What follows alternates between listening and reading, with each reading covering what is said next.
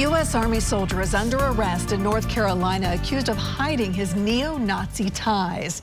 And now that investigation is leading right back here to Middle Tennessee and to last fall's campaign for mayor in Franklin. Good evening to you. I'm Carrie Sharp. I'm Rory Johnston. That soldier was arrested after researchers linked him to a social media account that targeted people who were perceived to be enemies of then candidate Gabrielle Hanson. And among those people threatened, our very own chief investigative reporter, Phil Williams.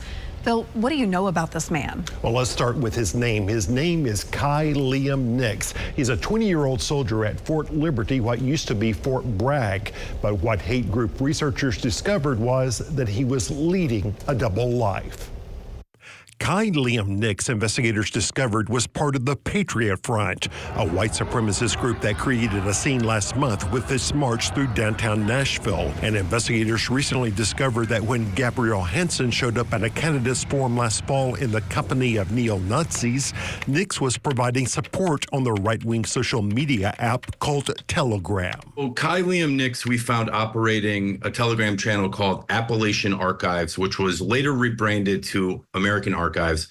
And it's a Telegram channel that was rife with neo-Nazi content. Jeff Tischhauser, senior researcher with the Southern Poverty Law Center, identified Nix after months of investigation after getting leaked documents from independent researchers. But essentially, Kai was working behind the scenes, doxing people, so providing sensitive material about journalists, about activists that were engaged in trying to stop Hanson's campaign.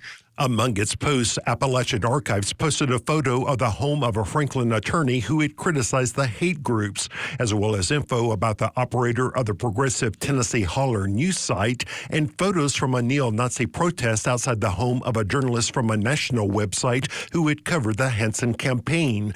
The protesters held up a sign declaring freedom of press is not freedom of consequence. Bill, this guy was the one targeting you, making the threats, demanding that you post this video. After one of the neo-Nazis recorded an interview with a member of Hanson's campaign, Appalachian Archives warned me of consequences if I did not comply with their demands to air the video. The post ended, "This is our only warning. Always watching, always listening, always near." It takes a lot to shock me, particularly, in this world of tracking neo-Nazis. But that's something that was truly shocking to see. As a result of Tischhauser's investigation, the FBI just arrested Nix for unlawful firearms trafficking, for selling 2 stolen weapons, and lying about his hate group ties on his background check for the U.S. Army. What was he doing with these weapons? Who was he giving them to? We are safer now that Kai is facing this accountability, and I'm excited to see how this plays out in court. And tonight, the U.S. Army says Nix has now been kicked out of the service following his arrest. As for that social media account, Jeff Tischhauser said it also posted what were essentially how-to guides for waging war against the United States while he's serving the United States. That's very scary. So had you heard of this man before all of this? Only in the sense that Jeff Tischhauser had recently briefed me on his findings, and we're also going to link to Jeff's investigation on our website. I know you're going to follow up. Absolutely. All right.